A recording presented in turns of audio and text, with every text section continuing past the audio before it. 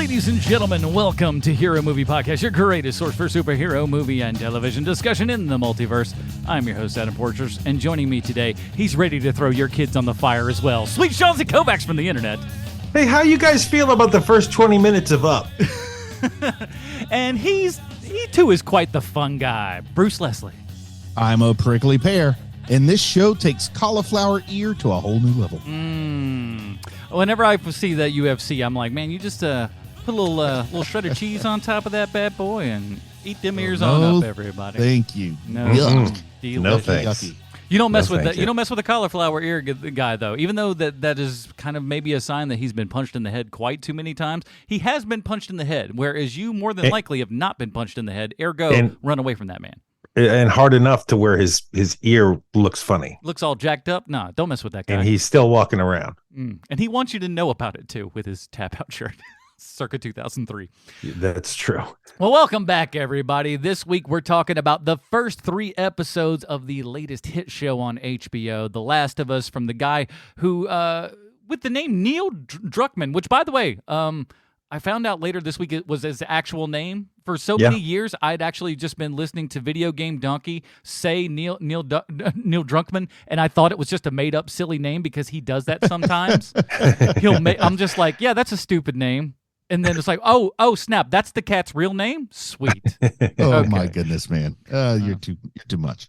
But we'll be talking about all of that coming up here. Before we do want to say thank you to everybody who supports this here program over at patreon.com/HMP. Those people get the pre-show, post-show, Dinger Zone, and of course, you get to vote on stuff that we watch every month. Sean, we got a new person here.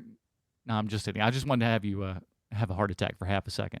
you have succeeded, so thank you. I just wanted to, I wish I could have seen his face when it is. I was like, huh? What? You couldn't see, but I was literally just shuffling notes. Like, I don't have that. I don't have that. Bartleby the Scribner Jones is our newest patron. Ooh, at the $20 level, no less. Bartleby, thank you so much for that. If you'd like to be like Bartleby Jones, hit us up, patreon.com/HMP. We thank all of you guys for helping us out every week. I literally had the talk with myself in my head of, you are so unprofessional. This is so unprofessional. Why?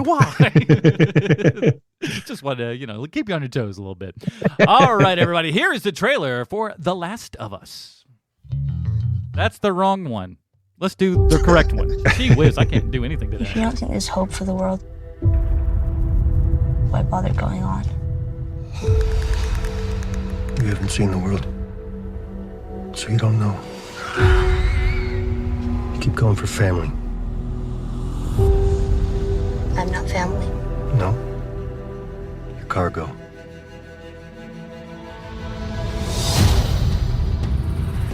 Why are you so important? Somewhere out west, they're working on a cure. I think what really impressed them was the fact that I didn't turn into a monster. If she so much as twitches, don't.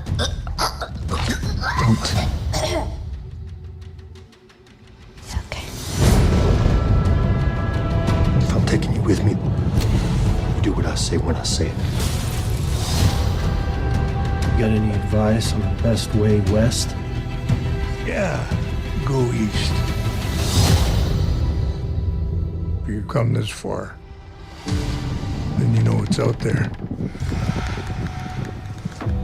You're not gonna scare us. Scared him?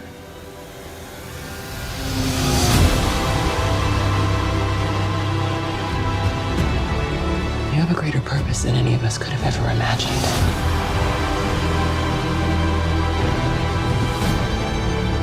Be careful who you put your faith in.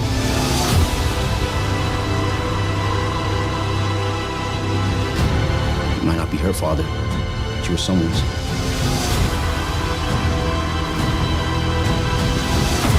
You trust me?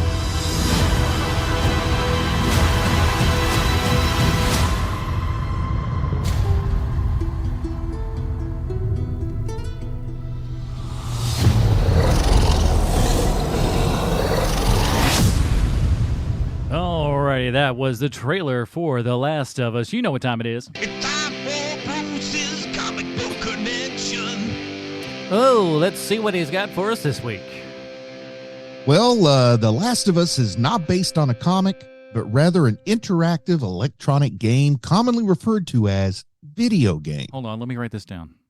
Developed by Naughty Dog and distributed by Sony on their fancy PlayStations, I guess. The Last of Us debuted on consoles in 2013. In the game, you play as Joel, and your job is to safely smuggle Ellie across the country. Oh, and you also have to fight cannibalistic creatures infected by a mutated fungus. That sounds like our ex-wives, doesn't it, guys? Yeah. Am I right? You know I'm not wrong. Boom.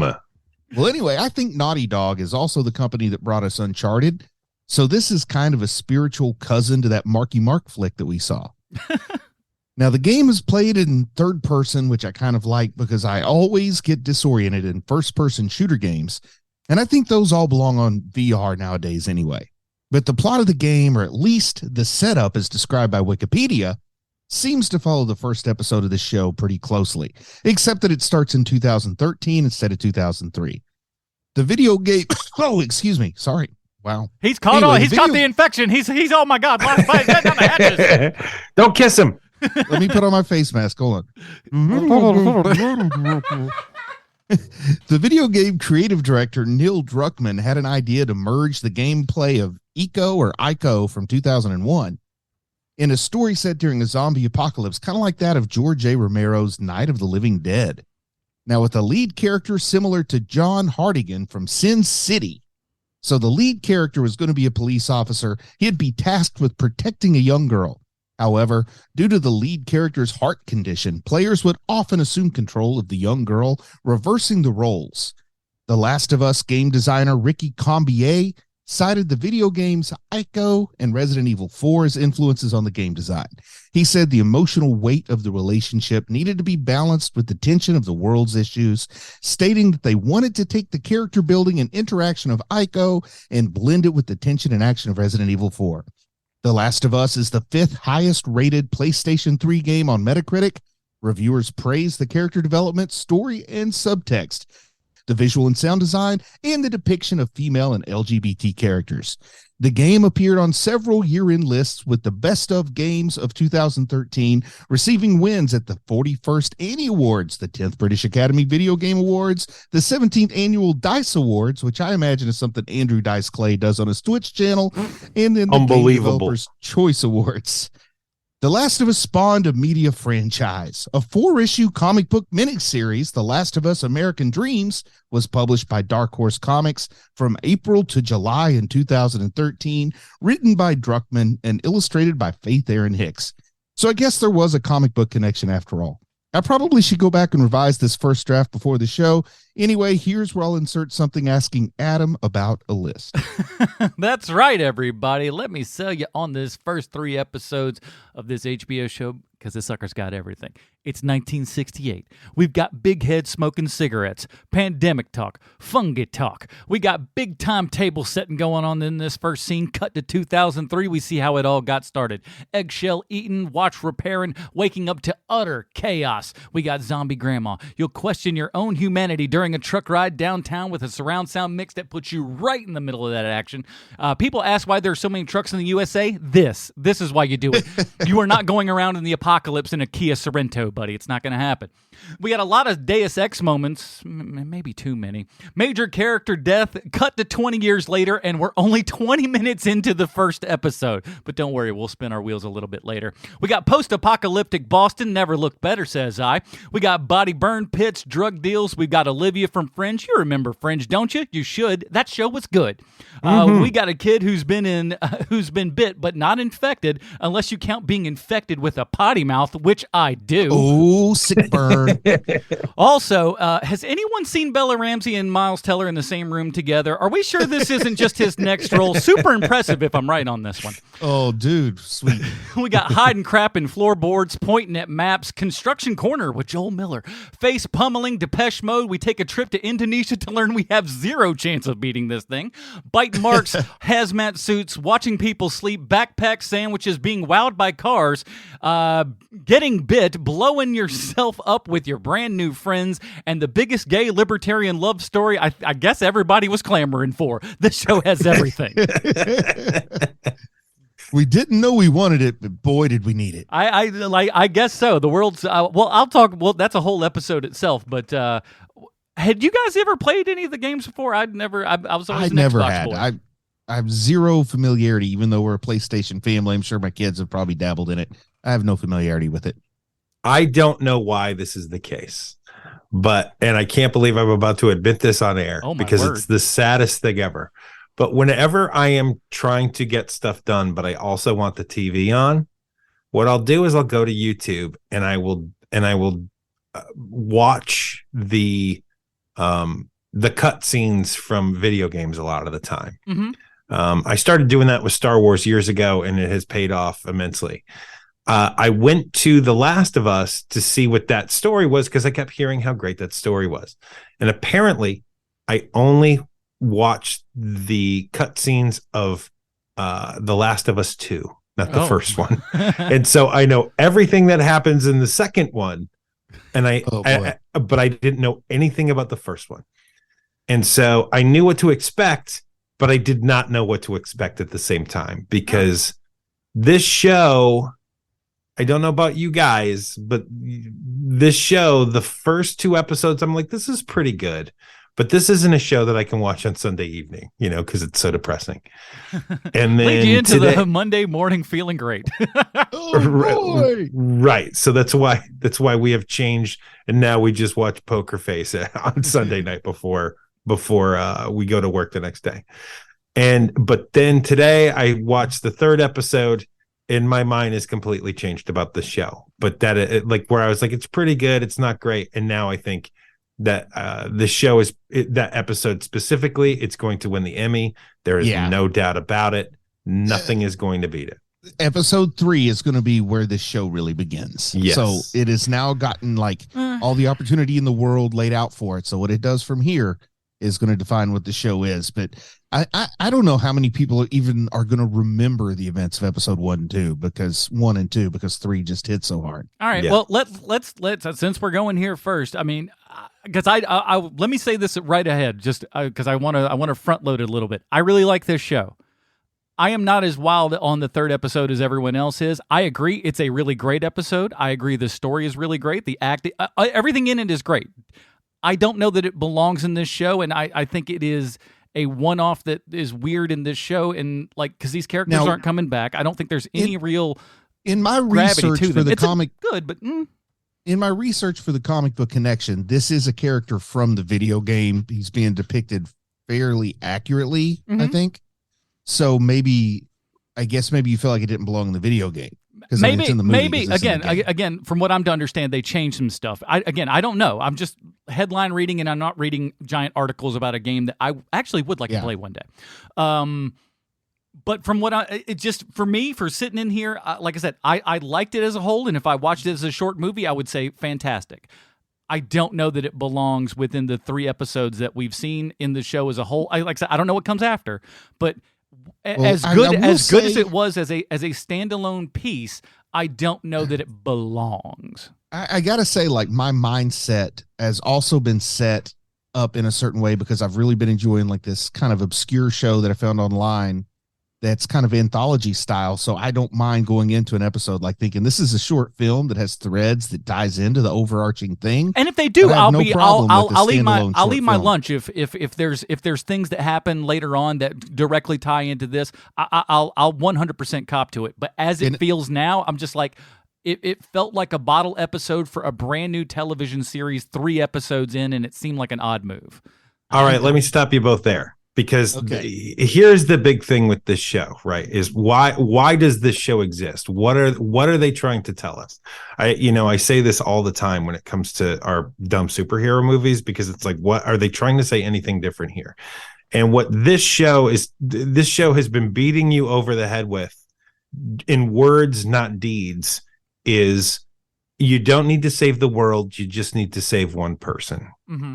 And that has been the theme of the show from basically minute 1 of the show.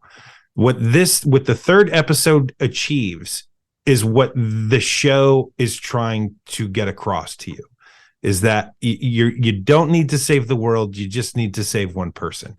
And this episode the third episode is the one where it's like, this is what we're talking about. And this is what Joel needs to do. And, Joel hasn't succeeded twice now. And now he has a new person that he is going to try to save. And of course, what makes it work so well as a story element is that it's the kind of allegory where we're laying it bare here because we're in this post-apocalyptic world.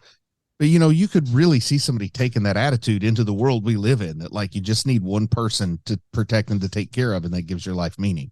Yes. So, it works in that post-apocalyptic setting, but of course it's the universality of storytelling as we want to see how does this story apply to my life that is in no way in this situation. I just feel like it's a really, and here's the thing, I'll even crib it with this of like, I think it's a weird spot, third in line to put with your brand new show and put that one third in there that like for the majority of the episode has nothing to do with your characters, your main characters that you will be following from this episode post, because these characters are gone, no longer with us. So, well, you're welcome to think that way. I'm not, and I could, like I said, I could be wrong, and things might be different. I'm glad to throw my hands up and say that I'm wrong.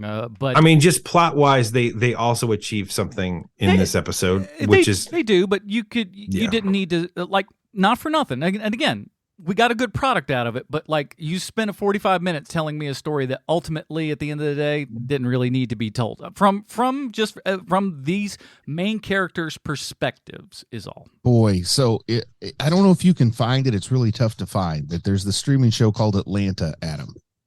that you should watch, because it very much is anthology where you're like, this story doesn't need to be told, but it absolutely is telling a story that goes along with what they're trying to communicate. So it's like this unknown thing. I think that some people discovered it during COVID or something, but it has a lot of people that became bigger stars later on, I guess. Like a Liam Neeson has a spot in it. Must have been from before he was really known, but you got to check it out. For those of you that had that on their bingo card for this episode of HMP, I can't imagine how astounded you are to be able to fill that bubble in of Bruce talks about Atlanta on the. No, it's good. You guys know I'm a Donald Glover fan. The biggest we know. Which is so weird because how have you not seen Atlanta? Yeah, all the way until Donald Glover. I mean, basically, I just watched like Crunchyroll and Fox News, so it hadn't come on yet. Oh, I see. Yeah, I see. Okay. That is one of the best combinations I've ever heard. Crunchyroll and Fox News. That's a weird guys. Diet. All I know is if we had more tasty noodles and less Obama, the world would be better, right? Am I right? Less Obama, more One Punch, please. Thank you. Oh man, I'm gonna get all the hate mail. I shouldn't have gotten political. Oh, that's funny. Oh, it's so good. That's okay. Pedro Pascal has been on a tear. Let's talk about this guy, because like we talked about him on on the Wonder Woman show of like seeing the teenage Pedro Pascal play a detective in bad fitting clothing and everything. Mm-hmm. Boy, we've come a long way in amount of time, haven't we? He really looks like more heroic though than he has lately too. He seems to have some kind of maybe reborn passion for this role. I'm just kind of like seeing a little. I'm not gonna lie to you. A little extra smirk out of his face or something. I think he's really into it. I think he put on a couple of muscle lbs. Yes, without a doubt he has. But I think that's one of the main reasons. He's been shooting up with some Stallone sweat. Yes. Yes, I believe so. Tapped from the source. Boy, he seems to have 30 extra pounds of muscle. How'd that happen? You go over there and lick Sylvester Stallone, will you? We saw him in that, what's his name? Kamal Nujani coming out of Sylvester Stallone's trailer, and they look totally different. So, one of the things about Pedro Pascal, because I didn't, and yet here's another thing from the third episode, is that I wasn't entirely on board with the connection between Ellie and Joel until the third episode. Like I believe it now, and it wasn't like it was bad before. But the thing that I was afraid I was going to run into is this going to feel like The Mandalorian at all? Because it is him with a kid again. Yeah. And it doesn't feel like that. So and it's not just because the simple fact of him not caring, but he dismisses the call to action with her far more than twice, and they're still here. And I like the dynamic between them. I think she's great in this show, and I think that she adds something that, like, having her be a motor mouth and actually, honest to God, be annoying is working for this series. Mm-hmm. Now, back when, some more of the research I did, and I was doing that comic connection, video game connection, a lot of fan casting in 2013, 2014, when the game was hot, was Elliot Page as Ellie. Oh my Lord. She's 35 years old playing a child. Well, at the time it made, but it made a little more she's sense. 4 foot nothing. She weighs 80 nothing pounds, or he weighs 80 nothing pounds. I apologize for the misgendering there. But I could see like Juno era Elliot Page playing Ellie. No way. When did Juno come out? What year was Juno? 90, like my years are all messed up now. 4 or 5? Okay, so it was still a few years before 2013 then. So yeah, you're right. And the other thing to it too is that there's so much baggage with Elliot Page, and I don't mean that as like why has he got to stir up all this trouble? Why can't he just be a girl? Like I'm is that like 2014 Elliot Page too, so right? But what I'm thinking is that you already have that actor on in Juno, that actor is in Hard Candy, that actor like had done so many things previously that he's already bringing to the table. Yeah, that like the nice thing about having the little queen be her is that I literally only know her from that one thing. Yes, and I think the creators of the Last of Us video game agreed with you, Sean, because in the follow-up games they went out of their way to physically alter the character to look less like Elliot Page because they did not like that comparison. Good. And then was in a video game. What was that other video game? I don't know. There was one where they did a lot of Pac-Man? mocap or something. No, I forget it. Miss Pac-Man? Hubert. It's the Cubert. That was a Gene Hackman movie from 1979. Popeye Doyle is Cubert. I'm not saying that.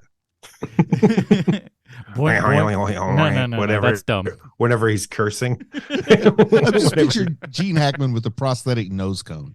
Oh man. Bring us back for one more, Gene. That's all we want. Just the one more where you play just Cubert. For the Cubert reboot. You don't. You trust me when I tell you. I've seen pictures of recent Gene. You don't want him. Oh, back. by the by, first of all, it's funny that we say that. Like it may have been 1 or 2 days ago, maybe 3 by the time this podcast comes out. But it literally was just Gene Hackman's birthday. Believe it or not.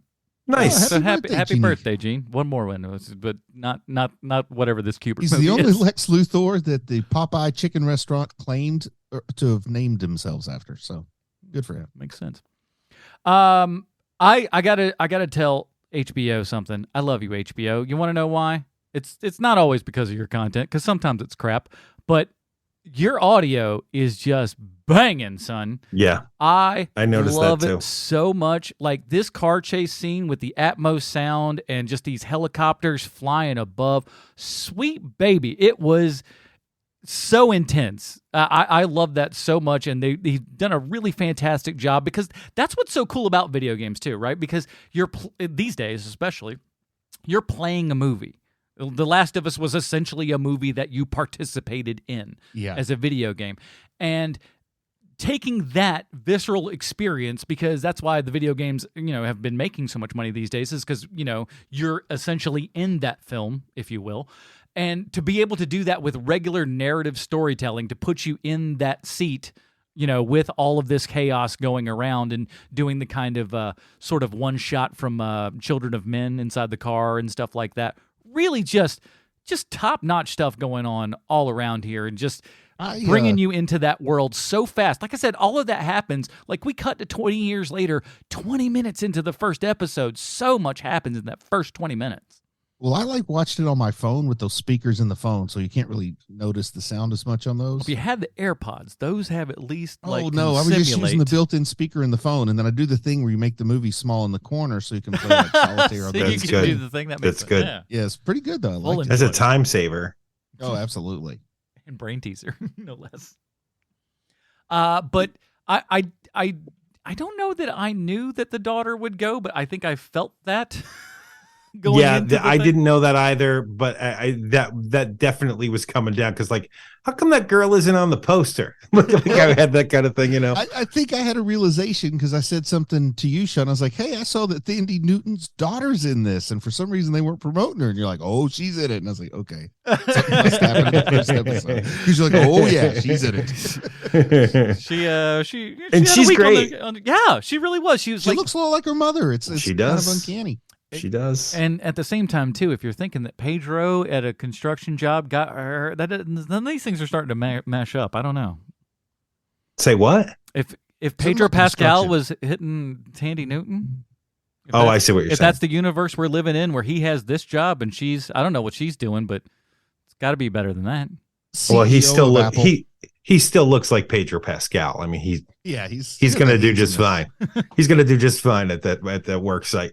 I don't know. I think he's only good if he's one of those guys that you gotta rough him up. He's got to look dirty. He's got to have the beard on him and everything. Because you shave that off, you comb up the hair and everything. Pedro Pascal goes to Peter not so hot after that. I think Pedro Pascal, you meet him and you like him, but then once you see him dancing, you love him because the guy can really cut a rug at the bar. I do hope we get to see him play guitar at some point during this show because does he play guitar? Oh, you're going to. Well, the video game itself has almost kind of a mini game thing where you're playing guitar or whatever. So I was just like, I feel like Texas. I hope we throw that in here. And that's what I think is actually very cool. Let's talk about this for half a segment. That Druckmann is actually the guy behind the video game and behind this television show, and how rare that is that actually happens. Well, maybe a plus because they basically had the run of the place, right? I mean, because The Last of Us is so unbelievably successul. Yeah, they got to call the shots. It really wasn't the execs at Sony calling the shots on this. It feels kind of like, listen, we need you to do your magic over here now too. And then he was like, great, here are my demands. Is really what it feels like while watching this show. Yeah. Because they are spending so much money on this show. Just the first 3 episodes alone, like I'm pretty sure that third episode is on a backlot somewhere, but boy, they have spent so much money. Like the flooding in the second episode alone. It's the inverse of what happened on Walking Dead, where it was like, okay, we're not spending any money after this pilot. Now it's now forever and ever we'll be here. This is such a different story, thank goodness, from Walking Dead. Yeah. Well, let's take a little hint from that. Talk about just the differences and stuff. Obviously, you've got your regular zombies. These are zombies, if not in lack of name. They certainly exhibit those characteristics, if you will. Cauliflower zombies. Cauliflowers, yeah. So, I mean, it's all... But I like it. I like the infected stuff. I like how the show really has, really doubled down on how much of like, no. As much as you think that this whole thing is going to be about a cure, they say this girl's got a cure, but it keeps telling you, no, there is no cure, which I think is great. I really like that juxtaposition of saying we have hope here, and other sides continually telling you, no, you do not. You do not have hope. A very comic book style story there with the person being the cure, the savior for humanity. Almost a little like Why the Last Man feel to it if it had been told properly. Oh boy, man, what a bummer that was. Yeah. I mean, you want to talk about like bummer with Walking Dead? That's nothing even remotely close to the bummer of Why the Last Man. Oh man, that never happened. Never happened. Well, they killed it. At least they killed it early instead of having to go in 6 to 8 seasons. You know what I'm saying? You're right. They had the common decency to take it out to the back and shoot it. That kid from Banshees of Inisherin looks real smart these days. Yeah. Of course, if he had taken the role, it would have been a good show. So, like the whole Schrodinger's role. So, did you guys, when with the first episode? How did you watch this? Basically, did you go from first episode to second episode to third, or did you space it out? Mine was all week to week. I watched the first episode, went and grabbed some dinner, so took about an hour off, and then came back and watched the next 2. Oh, so wow. I kind of binged through it, and this is not a show that lends itself to that. No, No, it I think really is a fact, I week to think week show. I really think that the way I watched it, binging it, is going to make me have it almost a half star lower than if I'd watched it week to week. And to back you up on that, like I rewatched the first 2 episodes today just to kind of for the list and to get my head around again. Yeah, it works. It works better week to week than it does, kind of back to back. It loses its kind of impact. It really feels slow back to back too. At least those first 2. Oh, for sure. It felt much slower the second time than it did the first time, for sure. I was like, after this, the second time watching the first episode, I'm like, okay, here we go. Can there be like a little? Let's jump up a little bit. So I think it's much better week to week. How do you feel about the style of the show, Adam? I think it's great. I think it looks gorgeous. I like how they're doing all kinds of storytelling because they're not always saying everything that's obvious, right? But they are telling you enough that you're not scratching your head going, what am I even looking at? So enough, but they also don't spell everything out for you, which is lovely. With the third episode, just because I just watched it today, so it's fresh. Mm-hmm. Like they have a lot of visual storytelling in that episode.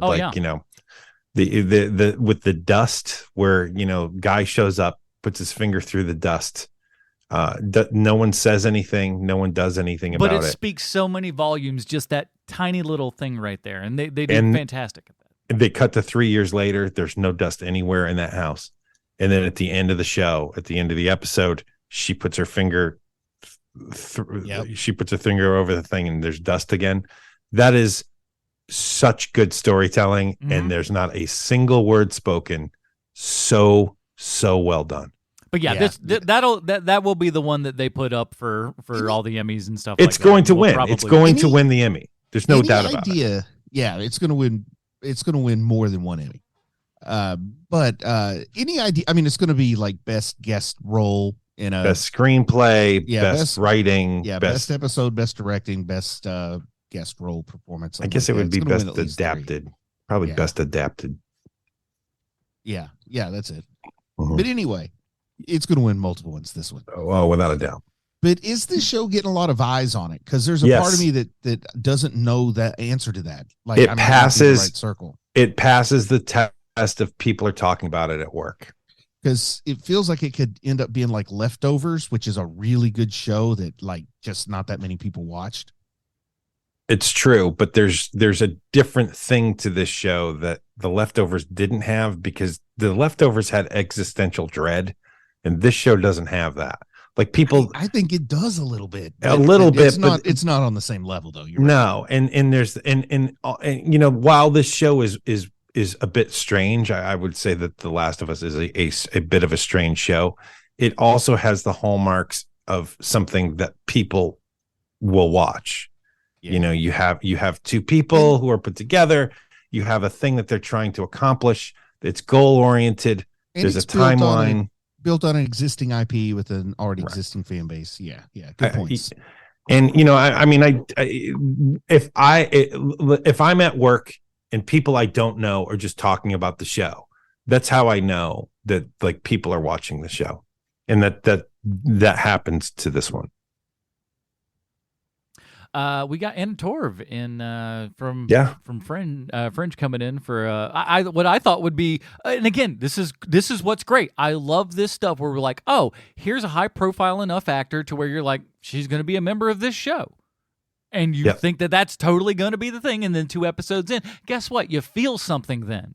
Isn't that nice how you do that? Some shows need to figure this out. You know what I'm saying? Make me care about a character and then kill them off, or at least make me think that somebody's going to be there for a while. That's stuff like that is great. Bring in, little characters that are nothing, like no big name actors or whatever, and then make them giant characters, and take big name characters, character actors or whatever, and then just kill them off and stuff. I like things like that. Makes for a show where I don't know what's going to happen. And in a show that's kind of already happened in video game form and everything, it's good to see. Nobody's getting surprised by. Some people are still getting surprised by a couple of things that are but not like that thing, which is great. And this is one where I think they're explaining the story well enough that you don't need the video game to enjoy the show. And honestly, it might even be one of those situations where it's easier to enjoy it if you're not super familiar with the video game, you know, because you're not going to be bothered by changes and you're not going to know where the story's going and that sort of thing. Yeah, I agree with everything you just said. You know, to get back to Torva for a minute, she has that quality to her, and I noticed it on Fringe, where whenever she speaks, like people listen. You know what I mean? Like she just has that voice to her. She's got a weird authoritative, and no matter what accent she does as well, because like you know, she does a good American accent and you know her natural one. It's great. As well. But you know those Australians, they have a great American accent. They know what they're doing over there. And Bruce, have you ever seen Fringe? No, never seen Fringe. Oh, but I don't really recall even much about it. You got to see that show, and if by the end of the second episode you're not a fan of that show, then stop watching. But you will love it. Here's it about music. No, it's okay. So you got Joshua Jackson and John Noble in it. And John Noble plays a character that you will absolutely love. A crazy if you aren't in love, if you aren't in love with John Noble by the time that the end of that second episode, then I don't know you at all. Well, I'll go back and watch it and report whether or not Fringe is as good as Atlanta. It's out on Fox, right? Well, please. I'd love a direct comparison between it and Atlanta as well. Of like, here are the pluses and minuses of each of these. Super high concept sci-fi show to Atlanta. They're practically the same program. Have you guys watched Atlanta? Yes. Yes. We have. Yeah, it's a sci-fi show too, and horror and stuff. Yeah. Yeah. For Bruce, Teddy Perkins, guys, come on. It's a new world for him out there. It's very weird the corner that you've landed on with Atlanta. It's a very weird corner. Okay, we saw this a couple times within these 3 episodes. I think there are too many Deus Ex moments in this where a character is just about to get it, and then right off screen they get killed by somebody else. That's happened no less than 3 times already. Is that what Deus Ex Machina means? Well, it's just out of nowhere. Out of nowhere comes this savior in the last possible second. It means God from the machine, which is saying a savior comes out. Yeah, something magic saves you that hasn't been set up. Yeah, this is more like moments of that where it's just like, oh, happenstance. A lot of people mistakenly call like clever callbacks Deus Ex Machina. That drives me nuts because when done right, that's a good way to do it. But when a character that hasn't been introduced yet comes in and, oh, by the way, I'm your neighbor, Super Dave, and I just came to save you. That's a little more Deus Ex Machina. Yeah. Well, but at the same time, too, that's like the friend that hasn't been on screen in 15 minutes at the last possible second comes in with the killer headshot. And that, again, that's happened no less than like 3 times. So I hope it's not always that. But while that works and is good, if you do it 15 times, it doesn't exactly have weight anymore. Hey, remember me? I'm Richie Cunningham's older brother, and I'm here to shoot the bad guy. Thanks, Potsy. No, he wasn't his brother. That's not how that works. He was Chuck. Oh, yeah, Chuck. Okay, I'm trying to think of the other... I can't I don't like watching Italians portrayed on TV, so I didn't see it. No, that makes sense. On film, yes. Television, no. Absolutely not. Mob is no good. I'm anti-Fonzarelli. That's what they called me in school. Look at that. That's anti-Fonzarelli. Sorry, keep going. We have what the weirdest thing to get canceled over is our anti-Italianism. I listened to the show. There were so many problems with it, but when they got to the anti-Italian stuff, I had to call the line. 1 star IMDb. That's worse than saying all kids are dumb, you know? These are anti-paisans over here. Ferraris are overrated. That's all I'm saying. Oh, no. Listen, if the Ferrari company would like to send me any one of their vehicles to crash very quickly, I would gladly take one. Just me and Enzo rolling in the Ferrarizo. That didn't really rhyme, did it? Not how that works at all. Like I said, I'd like to say, where do you see this show going? But Sean already knows how even the second season ends. So. Well, that's the thing. That's the thing is that I don't like. I think like I know where the second game starts. Didn't know it was the second game while I was watching it. Thought I was watching it thought I was watching the first one, but it was I don't know how they get there, and that's going to be fun. I mean, it really is. I think this is a setup that could be pretty darn open world. You know, Yeah. like you could always hit whatever beats of the game you want to hit this season, but you don't have to hit them all, you know, and you can always go as far off on a side quest as you want because it's so open world. It's sort of open world. I mean, there is a begin, middle, and end to those games. I know, but what I'm saying is you can take as much time to get from point A to point B as you want to because it's open. That said, I hope they don't overstay their welcome. Like, you know, make it as long as it has to be, and you know, mirror what you need to, add what you need to, take away what you need to, but make it appropriate. I don't need to see 6 seasons of this bloody thing if there's only, you know, 2 seasons worth of content. I'm with you. I think max 85 to 90 episodes, and they can tell this story. Oh my word, no. Well, they've even said we're not going further than the games. Well, that's good. Yeah, just like, and you can have sojourns out there that are outside of the game, which I think is fun. It makes it good for those folks that have played the game, where they can watch and still have a moment of like, oh, yeah, like for an entire season, they're out on a farm or something. Yeah. Don't worry. When we open up this door, the whole thing's going to start working, and we're going to get back onto track. What's that? No, we're not. I'm quitting this show forever. This was my experience with The Walking Dead. Yep, me too. So I was like, no, I'm not playing this game anymore. Yeah, at some point did a guy feed a carrot to a dog like that? That turned me off too. Listen, dogs love carrots. I'm going to tell you this right up. You want to have a good old time? Hand your dog one of them little baby carrots. Your dog's going to go bananas. Maybe it was another show I was watching, but a guy just pulled a carrot straight up out of the ground and fed it to the dog with the dirt still on it. No, you know, it's a dog. I don't think he's going to worry about the dirt too much. You know what else those dogs stuff eat? From The Last of Us confused with Atlanta, so it might have been from Atlanta. Oh, that makes more sense. It's true. Where's I going with that? I had something, but it was a dog and carrots. Dogs and carrots. I'm surprised we don't have a dog floating through this bad boy. Yeah, I am too, actually. I would have expected that at this point. I'm glad there isn't, quite honestly. Yeah, I mean, it'd be one more thing that you have to worry about. But another Deus Ex Doggio, if you will, to where something just happens and then boom, we can go send Shadow to go pick up whatever the hell and bring it back. It would be great if they just introduced a dog in episode 7 and expected us to act like it had been there all along. And it talks. Where's Rover? Rover's over there. Is he still doing as good as he was when we went past that guy's farmhouse? Oh, of course he is. It's like, man, Rover, I'm glad you've been with us ever since the first episode. Still sleeping in the back seat the whole time. I can't believe he's taken this long to find batteries, though. Do we know what they're? I mean, it's a truck for a battery. Is the battery for a truck? I'm not sure what he wants this battery for. It was for a truck. To be able to drive across country. Right. Yeah. And I don't know. It just feels like, I don't know. Feels like we should have more than that. Feels like there should be more batteries around. I don't know. Maybe it's been a long time, like maybe 20 years. I know. It's been 20 years, and the government has seized all of that stuff. Oh, that's true. I'm battery optimistic, I guess. Thinking people aren't going to be going out and getting the batteries, but no, they probably I will say the best line of the 3rd episode was when they were having their lovers spat, and he said, "You're just some guy running around saying the government are Nazis." And he says, "The government literally are Nazis." He said, "Well, I know they are now, but they weren't back then." It was great. It took a while to get there, but see, I just look ahead to the future is what I do. I don't really have to. I got to tell you, like that part before we get into the like the super emotional stuff in that episode, but the stuff where like he's hiding out, he's underground.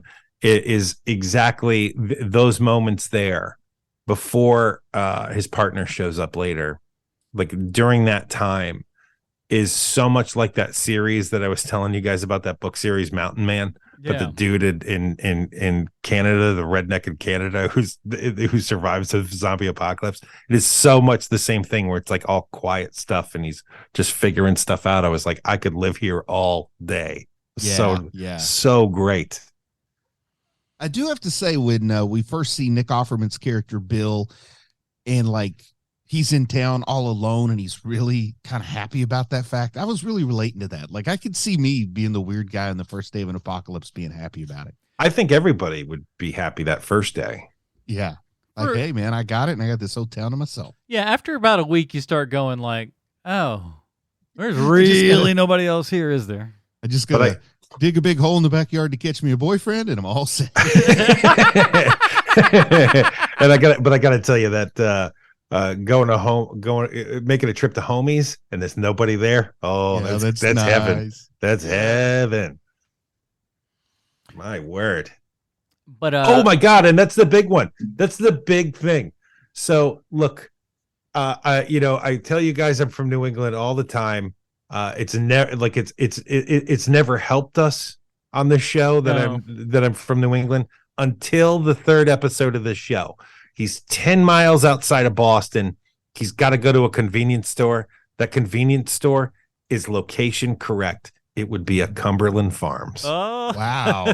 Good for them. Or as everyone says from New England, I got to make a Cumbies run. Cumberland Farms. Oh, I the only way I know about that is my my Boston area friends who have heard speak very fondly of the Cumberland Farms. I got to make a Cumbies run, buddy. I did have one problem when they showed Ellie and Joel 10 miles west of Boston, and it looked like they were in Yosemite. Well, there are woods. There is wilderness 10 miles outside of Boston. And 20 years worth of unkept foliage. This has some mountain background stuff like Ethan Allen and the Green Mountain Boys. You got to be more than 10 miles out for that, don't you? I don't know the answer to that. Don't you know the Mountain Boys? What's wrong with you? Don't you know? I do know recording. Pause recording. Well, let's all meet in Baltimore. And we'll chug on up. We'll chug on up to Boston. First of all, I do know Ethan Allen and the Green Mountain Boys, Adam. I will have you know. I did grow up in New England. I know who they are. What I'm saying is that I don't know how far away the Green Mountains are from Boston. I have no idea. I'm just saying I don't know their phone number. I mean, I know their address. So but if we started a podcast that was all about Ethan Allen and the Green Mountain Boys. Well, the first problem would be that I would constantly keep bringing up the furniture of Ethan Allen. Well, that goes. That would be a very big problem. It's a confusing show for everyone. It just kind of starts here, it ebbs and flows. It goes a little bit about this, a little bit about that. We just go where the wind takes us. My stage name during my brief dalliance into hip hop music, I was Ethan Allen. One of my favorite things about Ethan Allen is that he was in charge of the Green Mountain Boys. Man, we are really getting off topic here. He was in charge of the Green Mountain Boys, and Benedict Arnold shows up, and he's just like, "Okay, I'm in charge now." And Ethan Allen goes, "Who are you?"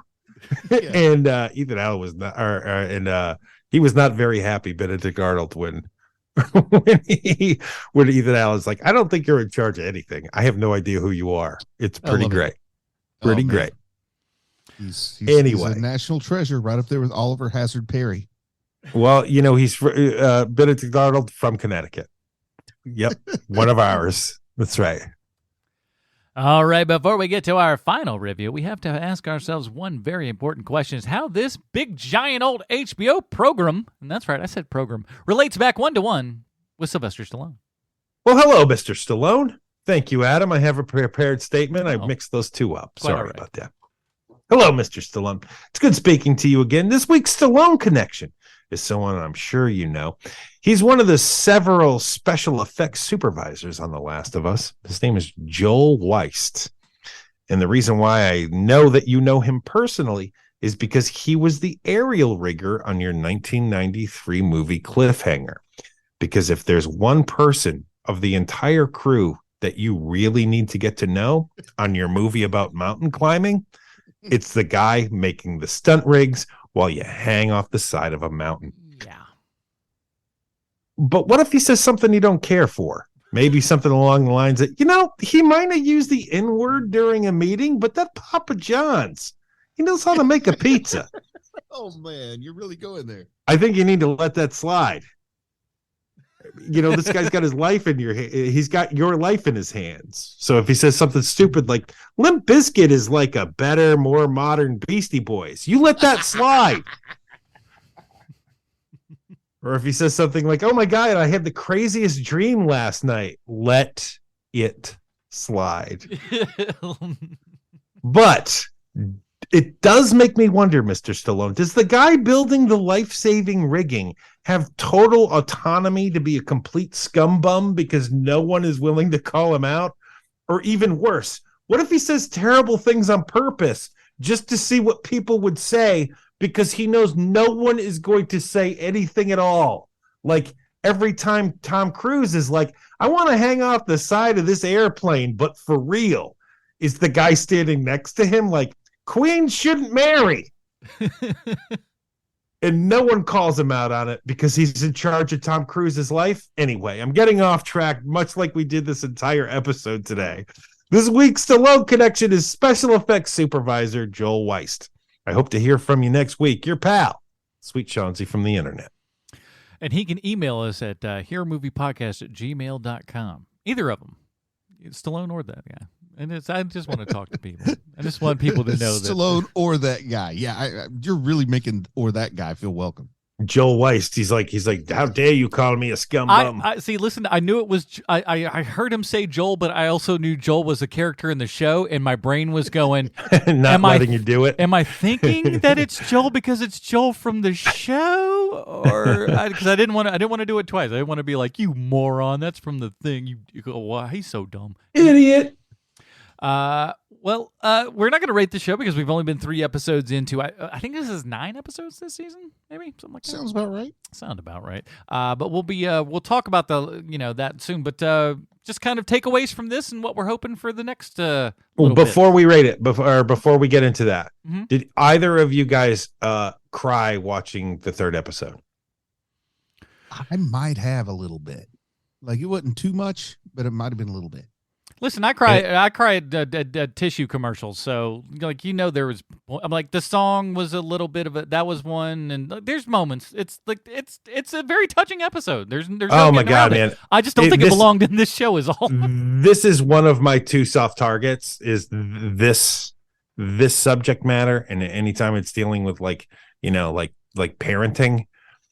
But my god. Oh my God, I was bawling, crying, especially, that there's that one little moment during the show where Offerman walks by his man as he's having real difficulty painting. It's like towards the end of the episode, and he just winks at him and he keeps going. Oh my God, that got me so bad. Whew. Quite well done. It really was a well done ep. But yeah, I'm excited to see where this goes. Do you think, is there any chance, I don't know, I'm just kind of throwing it out there because he's in a lot of stuff. Are we going to over Pedro Pascal ourselves? Could that be a thing? I don't think so. I mean, he's in a lot of stuff, but he's not saying, hey, look at me in hardly any of it. Even in The Mandalorian, he's behind a mask, so. Yeah, I think so. At this point, come season 3, I think he's probably only the voice unless he popping that helmet off at some point again, which I would imagine. No way, man. John Wayne's grandson is doing that. But no, I mean, that's what I'm saying. For like, they would bring Pedro in for a couple of pop the helmet off moments, maybe, but everything else is just him I couldn't blame him. Who would really want to? I don't think we're seeing his face. I don't think we're seeing his face for a long time. You think we're done with that now? I do. I hope so. Are you serious that it's really Estill Wayne that's doing that? It's. I believe it's a descendant of John Wayne. That's very cool. That's in the costume. I believe so. Yes. Listen, I'm like I said, between this and being in 2 different Wonder Woman things, and I know, man, so weird. Which is wild. We I love got that a lot so of Pedro Pascal, and he's in that 6th Gun pilot that I believe exists somewhere. Yeah, we got that, and he's had a crazy, wild career, especially these last couple of years. Starting with Nick Cage in movies and everything. The guy's been on a hell of a run, so nothing seems to be stopping him so far. So we'll continue. I bet he's investing wisely too. Like I bet he's going to have this nice run. Then he only has to do what he wants to from here on out. Well, he has that kind of career that Bryan Cranston did, right? Where he was just a character actor forever, and then he just blew up. He got dirt on somebody and just blew up. I don't know what happened. I think he rocked it as Oberon Martell. That's when it happened for him. That is when it happened. Yes, after Game of Thrones is when he just exploded. Well, you get a couple eyes on you when you do that program. I mean, he and Dinklage are the breakout stars in that show. Like, I always thought it was going to be one of the kids or something, but it's turned out to be those 2. 100%. Turns out if you're a good actor, you're going to keep moving on. What do you know? Looking at you, lead of The Walking Dead. That dude, we have never seen him again. The rough one. Well, that will do it for this episode of Hero Movie Podcast. Sean, let's go to Bruce. Bruce, where can we find more of your work on the internet? YouTube. I got to tell you, that time I got reincarnated as a slime. Scarlet Bond. It's a movie out in theaters.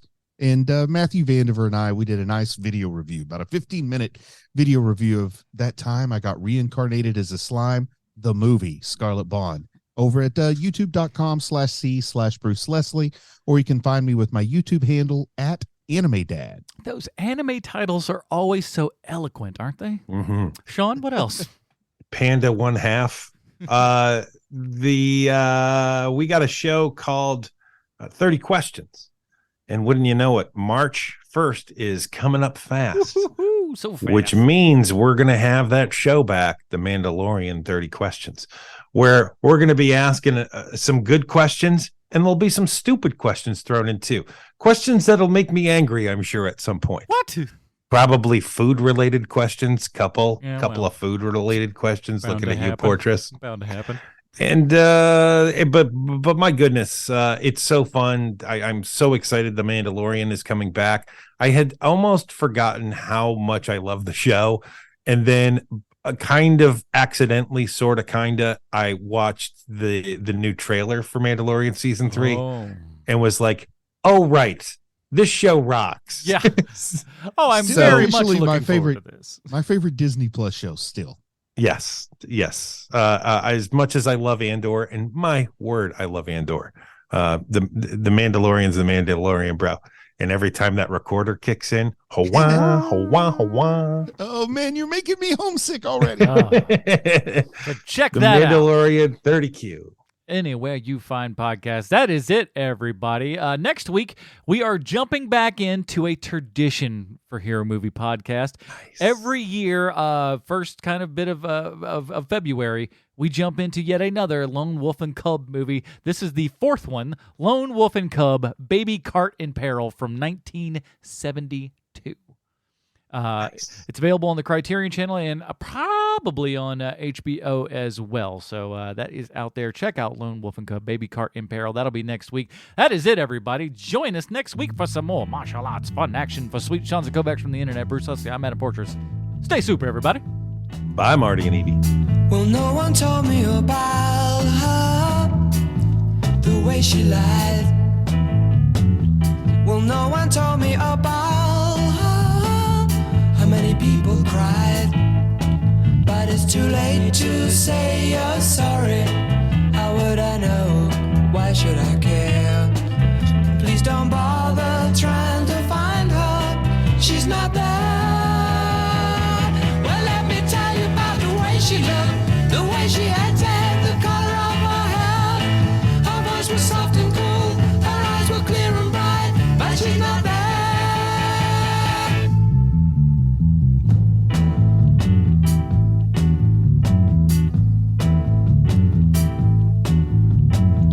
Well, no one told me about her. What could I do? Well, no one told me about her, though they all knew. But it's too late to say you're sorry. How would I know?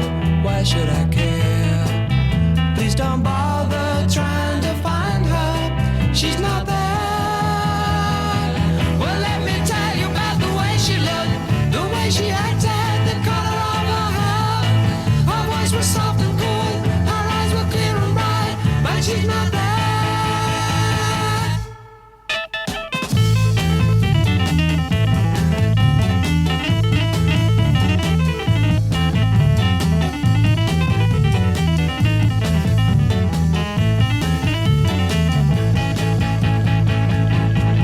But it's too late to say you're sorry. How would I know? Why should I care? Please don't bother trying to find her. She's not there. Well, let me tell you about the way she looked, the way she acted, the color of her hair. Her voice was soft and cool, her eyes were clear and bright, but she's not there. Commodore.